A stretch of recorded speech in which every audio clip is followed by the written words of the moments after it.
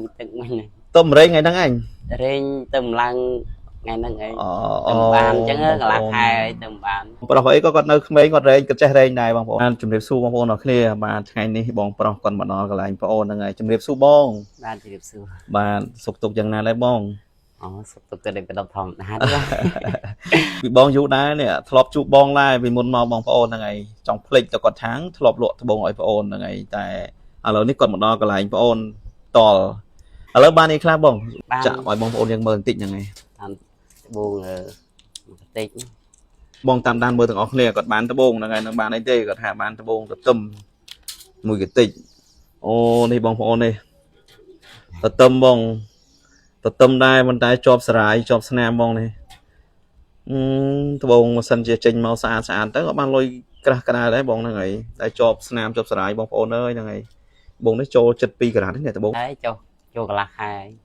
កន្លះខែបានតែប៉ុណ្្នឹងឯងបង បាទ ចុះកតិកទីអត់មានទេបងណា អត់បានតតងកតិកតិអត់ចូលមក អូហ្នឹងហើយបងប្អូនអើយត្បូងធម្មជាតិយើងចេញមកភាគច្រើនអញ្ចឹងដោយសារត្បូងឥឡូវខ្សត់ហ្នឹងហើយហើយបើយើងបើសិនជាបងចង់បានត្បូងយកទៅប្រើប្រាស់បងចង់បានឡតប៉ាត់អត់មានស្នាមសរាយវិញពិបាករកណាបងប្អូន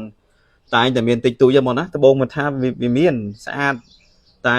ជូប100គ្រាប់អីមិនតាន់មានមួយផងបងប្អូនហ្នឹងហើយឡតប៉ាត់សួរតបងប្រុសដឹងហើយហ្នឹងហើយបងធ្លាប់រែងបានត្បូងស្អាតស្អាតទេបងធ្លាប់បានអត់មានស្នាមអីទេ វាភាកច្រើនត្បូងវាមិនងាយបានឡត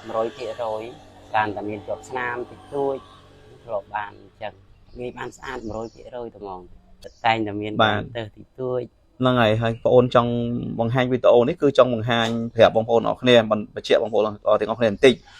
គាត់បានពិតទៅបងប្អូនក៏រែងបានផ្ទាល់ដៃហ្នឹងហើយបងប្អូនមិនបានយកត្បូងមកពីណាពីណីទេបងហ្នឹងហើយសួរបងប្រុសទៅគាត់យកមកដល់កន្លែងបងប្អូនតែគាត់ចង់បានស្អាតតែរែងតែចេញមកវាអញ្ចឹងបងប្អូនហ្នឹងហើយ បងទៅចេញថ្ងៃហ្នឹង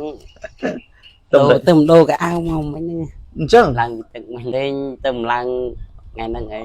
ទៅបានអញ្ចឹងកន្លះខែទៅបាន ប្រុសអីក៏គាត់នៅក្មេងគាត់រែងគាត់ចេះរែងដែរបងប្អូនដល់ស្អីគាត់ស្រឡាញ់ខាងហ្នឹងហើយគាត់ស្រឡាញ់ តាគាត់រែងអញ្ចឹងទៅពេលខ្លះគាត់បានធំអញ្ចឹងទៅតាមគាត់សាកមើល តែតាមបានមែនទៅយើងបានគ្រាប់ធំមួយទៅបងនឹងធូរបងហ្នឹងហើយតែបងតែប្រាថ្នាទេបងចង់ ណាតែបានគឹមថាថ្ងៃណាមួយបានគ្រាប់ឲ្យត្រឹសស្អាតអញ្ចឹងទៅ រែងរាល់ថ្ងៃជួគាត់រែងរាល់ថ្ងៃដៅគាត់រែងរាល់ថ្ងៃទេអត់បាន